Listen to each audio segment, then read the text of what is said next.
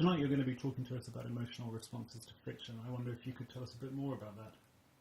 Well, there's a big debate in contemporary philosophy, as you know, about our emotional attitudes towards fictional characters. And some people think that they are puzzling because we know that fictional characters don't exist. And this, they think, should, as it were, block our emotional investment in them. So when we feel sad for Anna Karenina, to take the utterly stock example, what on earth is going on? We know she doesn't exist, there's nothing to feel sad about. Now this puzzle has a kind of history in early modern philosophy. Hume, for instance, dwells on it, and seems to think that our emotions ought and do, in the general case, sort of follow our beliefs.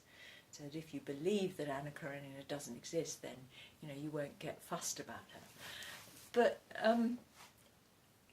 this doesn't seem right. Obviously, we do get fussed about fictional characters, and I got interested in the question of, as it were, how people have historically thought about this in the early modern period other than Hume.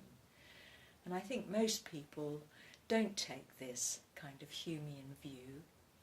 And today I wanted to look at, as it were, one person's attitude to our emotional investments in fictional characters. And I chose the case of Spinoza, partly because I always seem to be thinking about Spinoza. It's tedious for everybody, most of all me, but also because I think he is one of the really great theorists of imagination, so he's a good place to start. Could you tell me a work of fiction that you've had a particularly strong emotional response to?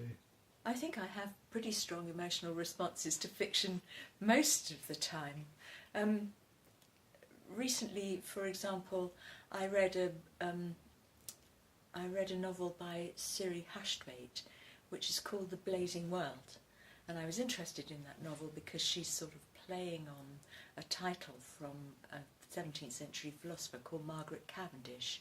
But this novel is about a woman artist who is struggling with the fact that, as she sees it, her work is not getting recognised because she's a woman, and she masquerades in various ways as a male artist and sees what happens. And I found this a very wrenching novel, deeply absorbing, both politically and as a beautiful piece of fiction. So there's just one example. People often voice concerns about the glamorisation of violence in fiction. The idea, I suppose, is that violent films may provoke violent reactions in their viewers. I was wondering if Spinoza might offer us any insight into this. I hadn't thought about that exactly, but I think it's true that Spinoza would take the view, which seems to me right, that very often your emotional responses to fiction do spill over into your life. I remember, for example, when my kids were young, they used to go and watch EastEnders in the evenings, and they would come out going, and I found it in myself too, if I watch a kind of very violent police movie or something like that it makes me aggressive. So I think Spinoza has a sort of way of accommodating that phenomenon. There's also this interesting idea, which I guess we get from Aristotle and others, about catharsis and the release of pent-up emotions that we experience when we watch particularly emotive films. Do you think this is important, and that there might be a place for violence in films as a form of catharsis?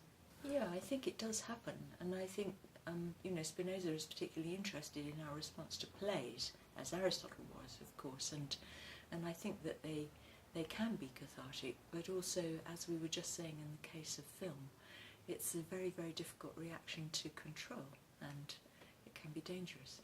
Yeah.